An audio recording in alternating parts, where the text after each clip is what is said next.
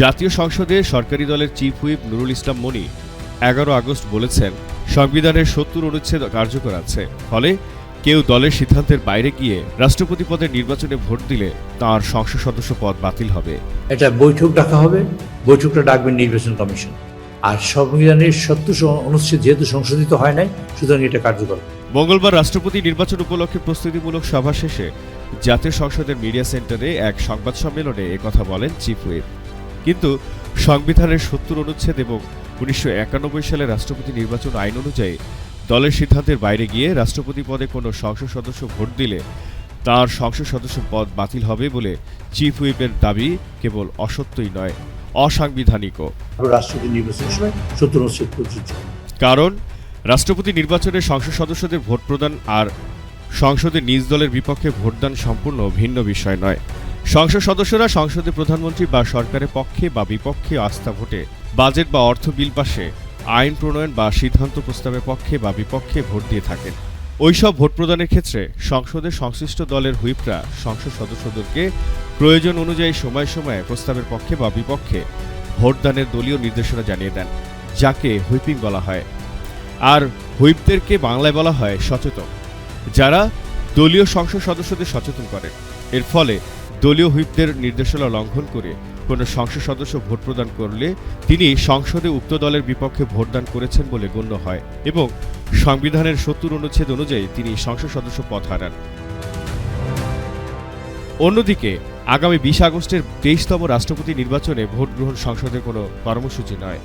সংবিধানের ৪৮(১) অনুচ্ছেদ অনুসারে বাংলাদেশের রাষ্ট্রপতি আইন অনুযায়ী সংসদ সদস্যগণ কর্তৃক নির্বাচিত হন এবং অনুচ্ছেদ ১১৯ অনুসারে রাষ্ট্রপতি পদে নির্বাচনের জন্য ভোটার তালিকা প্রস্তুতকরণের তত্ত্বাবধান, নির্দেশ ও নিয়ন্ত্রণ এবং অনুরূপ নির্বাচন পরিচালনার দায়িত্ব নির্বাচন কমিশনের উপর ন্যস্ত।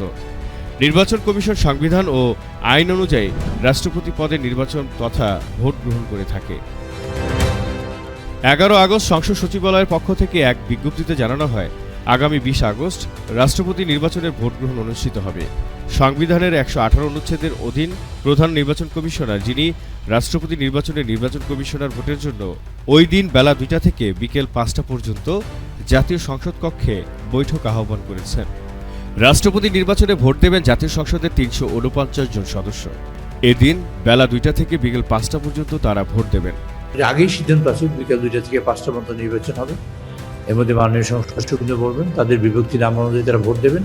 ভোটের সামনে তারা নিজেদের নাম লিখবেন প্রার্থীর সামনে এবং সেই ভোট কাউন্ট হবে।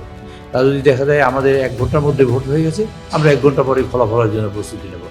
আর যদি দেখা যায় একটা ভোট বাকি আছে, তার জন্য আমাদের ৫টা ভোট অপেক্ষা করবো, ৫টা পরে আমরা ফলাফল ঘোষণা করবো। এই অবস্থায় ২০ আগস্ট বেলা ২টায় সংসদ কক্ষে রাষ্ট্রপতি নির্বাচনে ভোট গ্রহণের আয়োজনটি বাংলাদেশ নির্বাচন কমিশনের। এটা জাতীয় সংসদ সচিবালয় বা স্পিকারের নেতৃত্বাধীন জাতীয় সংসদের কোনো অধিবেশন নয়। ফলে রাষ্ট্রপতি নির্বাচনে সংবিধানের ৭০ অনুচ্ছেদ কোনোভাবেই প্রযোজ্য নয়। ১৯৭৫ সালে ২৫ জানুয়ারি চতুর্থ সংশোধনীর পূর্ব পর্যন্ত ১৯৭২ সালের মূল সংবিধানে সংসদ সদস্যদের ভোটে রাষ্ট্রপতি নির্বাচিত হতেন এবং সে সময় সংবিধানের ৪৮(১) অনুচ্ছেদে বলা হয়েছিল, সংবিধানের দ্বিতীয় তফসিল অনুসারে সাংসদের দ্বারা রাষ্ট্রপতি নির্বাচিত হবেন, যেখানে গোপন ব্যালট পদ্ধতিতে ভোট গ্রহণের প্রচলন করা হয়েছিল। এটি সাংসদ সদস্যদের তাদের পছন্দের যে কোনো প্রার্থীকে ভোট দেওয়ার একটি নির্দিষ্ট স্বাধীনতা দিয়েছিল। যদিও ৭০ নম্বর অনুচ্ছেদ আইন প্রণেতাদের সংসদে তাদের দলের বিরুদ্ধে ভোট দেওয়া থেকে বিরত রেখেছিল। তাছাড়া ১৯৯১ সালে রাষ্ট্রপতি নির্বাচন আইনের প্রকাশ্যে ভোটদানের বিধান দিয়ে সংবিধানের ৭০ অনুচ্ছেদকে প্রভাবিত করার সুযোগ নেই, কারণ সংবিধান হচ্ছে সর্বোচ্চ আইন। সংবিধানের সাথে সাংঘর্ষিক হলে আইনের সংশ্লিষ্ট বিধান বাতিল হবে। বাংলার জানালায় জহিরুল ইসলাম।